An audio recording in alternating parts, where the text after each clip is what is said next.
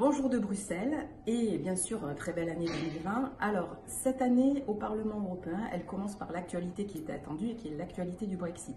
Cette semaine, les députés britanniques ont validé l'accord de sortie de l'Union européenne proposé par Boris Johnson et maintenant les négociations vont s'engager entre la Grande-Bretagne et l'Union européenne pendant un an pour acter les conditions de sortie de l'Union. Dans ce contexte, il y a une autre décision qui a été prise par les députés britanniques et qui concerne le programme emblématique qui est Erasmus+. Cette semaine, les députés ont également voté, alors c'est un peu technique, mais une clause qui empêche la poursuite de certaines discussions qui auraient permis aux Britanniques de rester dans ce programme.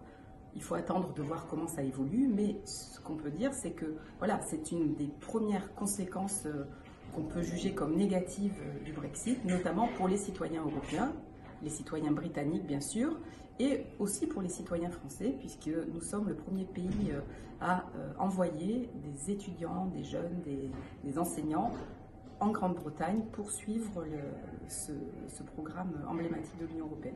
Donc finalement, c'est pas illogique quand on veut détricoter le sentiment européen et l'attachement à l'Union européenne, on s'attaque à ce programme emblématique qui fait le ciment de l'Union européenne.